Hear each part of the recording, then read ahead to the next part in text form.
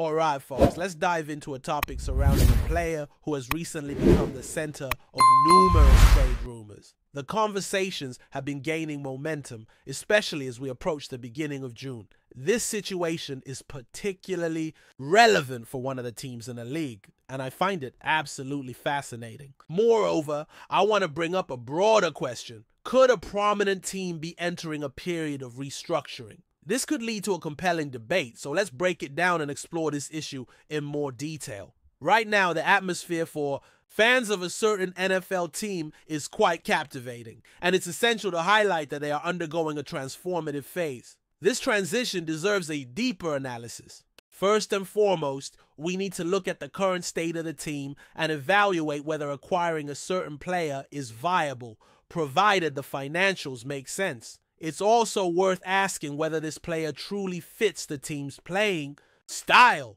Some argue that targeting a player of this caliber is justified. Despite his age, the team still boasts a strong roster and a fast-paced offense. That much is clear. However, they're also facing some serious challenges, which we'll get into shortly. It all starts with the quarterback, who is earning a hefty salary, raising a key question. Can he stay healthy and remain on the field? And let's not forget the importance of one of their key receivers. To be frank, he's looking for the right salary with clear guarantees, but seems less inclined to remain in the city. He appears to be reading the room and assessing whether now is the time to move on. It's a decisive phase. Tyreek Hill, to be honest, is seeking the compensation he believes he deserves. While he already has a significant amount of guaranteed money on the way, he doesn't seem all that eager to stay in Miami. He's reading the signals and might feel it's time for a change. That's a fair conclusion and reflects where he stands right now.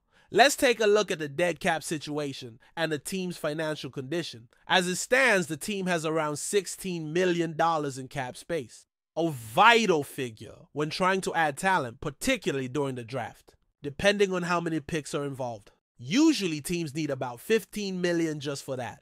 Given the real available amount, things get complicated. The situation involving Jalen Ramsey is particularly intriguing. I was genuinely surprised by the contract he received. This really shows why having a sharp general manager is so important. I believe the front office made a major mistake, and I'll explain why it matters. When we look at the team's top 3 players, I'm not convinced any of them actually want to stay. And Jalen Ramsey, in particular, seems to be signaling interest in a potential trade. They're clearly pulling away from the team, and that raises concern. We'll see how this unfolds. A lot of people want to see Tyreek Hill moved, but personally, I'm not a huge supporter of that idea. Still, his talent is undeniable, even if I question how well he fits our preferred style of play. Now, regarding Jalen Ramsey, it's interesting to look at how things unfolded. That's why I value our GM, who has stuck to a solid strategy, bringing in dependable players he believes will thrive in our system. What the general manager set up for Jalen Ramsey is quite astonishing. Ramsey secured a new deal worth $24 million annually shortly after the Broncos gave another player the largest quarterback contract in the league, also at $24 million. Interestingly, Ramsey became the highest paid cornerback. However, just 8 months later, the Dolphins are already evaluating the possibility of trading him. Though he hasn't publicly asked to be traded, the team appears to be in a tough spot, feeling pressure to make changes and move on from some players. This raises the question of whether they should have signed him in the first place. It feels like a rushed decision made out of fear that they might lose him to another team offering more money, so they overextended their budget. It's important to point out he's 31 years old, and while Jalen Ramsey is undeniably a talented cornerback, the lingering question is whether he's worth that kind of financial commitment. I'd argue he's not, but trading him would have major implications. If a trade happens before June 1st, the dead cap hit will be $25 million and $23,000, money the Dolphins would be forced to eat. That seems unlikely given the team's financial constraints. After June 1st, the contract could be split over 2 years, creating a cap hit of $6.7 million in 2025 and $18.4 million in 2026. This perfectly illustrates why we're avoiding big money contracts, especially during free agency. It's a case of a general manager panicking and pushing forward without caution, essentially saying, "This is our team, and we're going for it. In 2025, the hit would be 6.7 million, and in 2026, it would rise to 18.4 million. Let me pause here, because this highlights exactly why we're staying away from expensive deals during free agency. It shows a GM acting out of desperation, making a hasty move and declaring, "This is what we've got, let's go." It's not the best choice, and now the team is struggling to recover. They're limited by the money they have, and on top of that, the player in question already received a $4 million roster bonus back on March 16th. The ideal time to trade him would have been before that, before the cost hit, before March. Who really wants a 31-year-old cornerback, right? And again, he's a man coverage specialist, not someone we even face in our current defensive schemes. So the real question is, should we even pursue this player? He's great in man coverage, but that's not what we run. We play zone defense.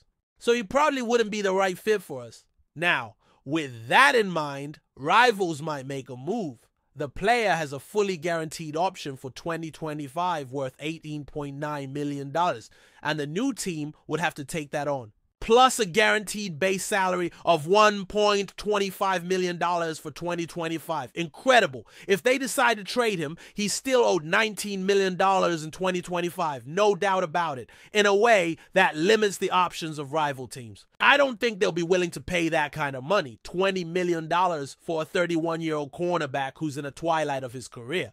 And everyone knows it. He's a high-quality cornerback, very good, but he's no longer what he used to be. That's clear to everyone, including himself. But the paycheck remains, and that's the reality. It makes trading him extremely difficult. Teams will struggle to find anyone willing to take on a $20 million cap hit for 2025. Of course they'll try. Let me give you an example of how this could play out. Let's talk about the rivals. The rivals will definitely face challenges trying to find a team willing to accept that $20 million contract for 2025. They'll make an effort, but let me explain how this might go down. First, looking at our rivals, should they even target this player? The answer is no. He's already 31 and our quarterback group is in a good place. Our cornerback situation is decent. Not amazing, but functional. One issue with this player, especially in regard to the rivals, is that he excels in man-to-man coverage. He's basically an island. You place him on one side and he shuts down the opposing team's number 1 or 2 receiver. But that's not the kind of scheme we run on defense. So I don't see much value in that acquisition for us. Other teams might see it differently, especially if they miss out on a cornerback in the draft. After the draft, a team like the Falcons or someone else with cap space might be interested. The Patriots come to mind. They've got significant cap room, and I could see them, along with the Lions, Raiders, or Titans, making a move, especially since they're in rebuild mode and going through tough times. I should mention the Lions are a strong team, but they still need a few key additions. They have $42 million in cap space, which allows for this kind of move, so it's clear how the financials could work. They could also negotiate for the original team to take on some of the cap burden. They might say, "We'll take him, but you cover half the cost in 2025. That would be a big offer. Still, this highlights the complexity of a bad contract. When you look at another player's deal, it's clear he was paid far beyond his performance level. The core of the matter is that this particular player doesn't seem to be the right fit for our rivals. But here's the situation. The true impact of a bad contract becomes clear when we examine another player's deal. He was paid well above what his production merited. The main point is that, in the end, it feels like this player just doesn't fit with the current makeup of the team. But what's your take on all of this? Am I missing something in my analysis? Is it truly worth investing that much? We know there will be more money allocated to new additions next year, but is it worth the risk for just one season? I'm genuinely curious to hear your thoughts, and that's why I'm putting this together. As always, I look forward to your feedback. The energy is high, the local team is playing great, the competition is fierce, and the excitement is real. Feel the emotion and the adrenaline. But before we continue, don't forget to subscribe to our channel and give this video a like. Your support helps us keep bringing you the latest updates on the Los Angeles Chargers. Feel free to share your thoughts on the news in the comments as well.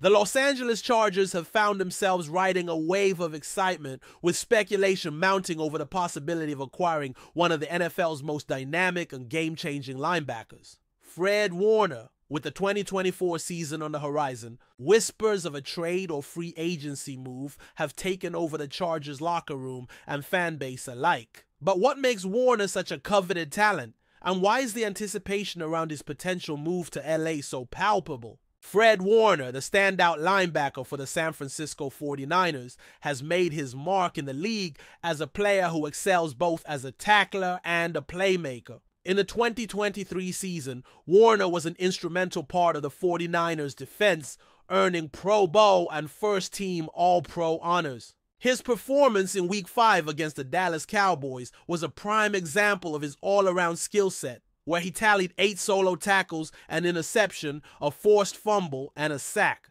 Such statistics aren't just numbers, they tell the story of a linebacker who can control the pace of a game and step up in crucial moments, making him a perfect fit for a Chargers defense looking to elevate its playmaking abilities. For the Chargers, the prospect of adding Warner is not only exciting, but also strategic. Known for their high-powered offense, the Chargers have often found themselves outgunned in shootouts, leaving their defense to play catch-up. The addition of a versatile linebacker like Warner could completely transform their defensive unit. His ability to cover ground, make stops in the backfield, and disrupt the opposing offense is exactly what the Chargers need to take their defense to the next level. With Warner's unique blend of intelligence and athleticism, LA would finally have a defensive leader capable of changing the tide in big games. Chargers fans are already buzzing with the possibility of seeing Warner in a boat blue jersey. The thought of him pairing with stars like Joey Bosa and Derwin James could give the defense an unmatched edge. Imagine Warner disrupting the pass game while Bosa and James create havoc on the front line.